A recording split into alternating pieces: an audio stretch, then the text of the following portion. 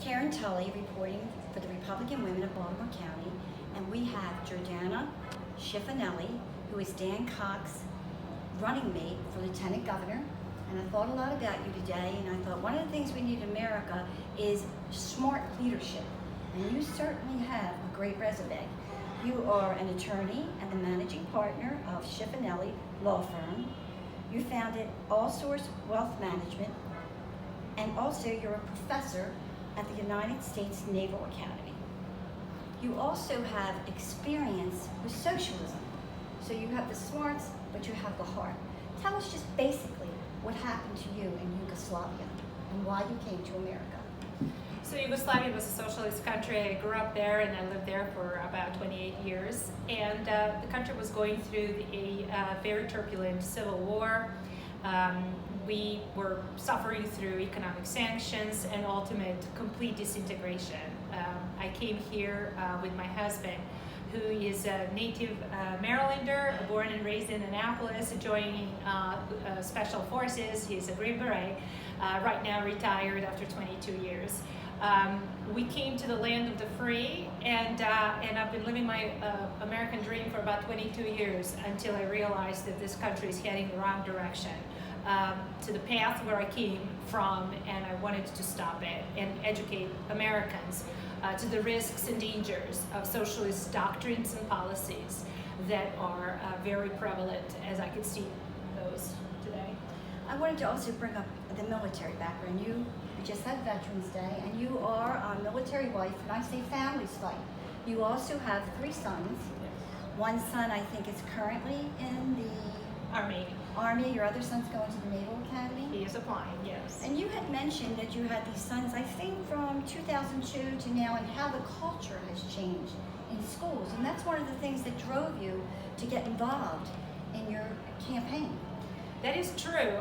You know, my oldest was born in 2002. So when he started, first grade, we had no child left behind policy. But the time second boy came in, we had a different, experiment with children.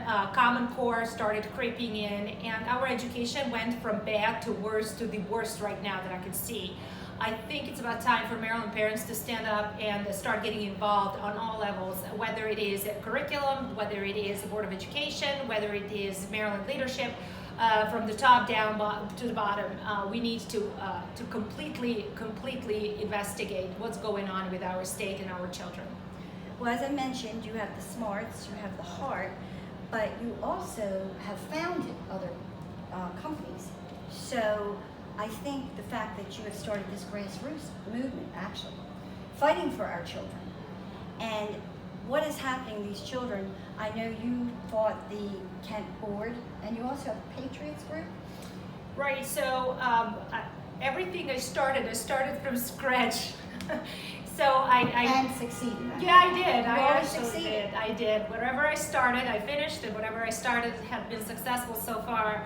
I started my law practice. I started my financial planning firm. I'm managing them both still. And in 2020, the schools were shut down due to COVID, and I started a small little Facebook page, Kent Island Patriots, and we quickly grew to more than 3,000 members, which scared a lot, and we were subsequently shut down. However, we were able to change our Board of Education. We were able to bring forth patriots, replace ineffective and toxic superintendent, and our children went back to school this summer and without masks, and right now they're thriving. And you're trying to teach us how to do that also. I'm trying really hard, Karen. I know, I'm really trying. You're doing a great job. You also mentioned, I think it's very important because you came from a socialist background, you mentioned a concept that's happening in America, individualism versus socialism, and how they really have been pushing these socialistic ideas so that kids don't feel their individual characteristics. Oh yeah, so these are the mantras. So you do, socialists and communists have their own particular language, particular signals. They've been practicing this for about the last 100 years. So individualism versus collectivism is the trend, where their individual uniquenesses and characteristics were irrelevant, and that they're part of the group or a collective group that demands a particular right only available for a particular group, which basically is repugnant to our constitutional values and the principles this country was founded on. And you'll be speaking tonight, so I hope that people tune in because we will have this live on Facebook. And I also know that Jordana's had a rough time because they've censored you, and we need you to help Dan Cox and Jordana. Media is censoring anyone. So the way we get it out there is we share it on Facebook. You and your friends, you share it on all the other platforms. So I want to urge you to help Jordana because she's certainly working hard for us. Yes, please, if you can go coxforfreedom.com/contribute, help us out. But your donation is going to make this movement bigger and better. And I predict a win, a huge win and landslide as we approach 2022. And I want Marylanders to know we are here fighting for them. Thank you so much, and I look forward to hearing your presentation tonight. Thank you very much, Karen, and thanks for having me.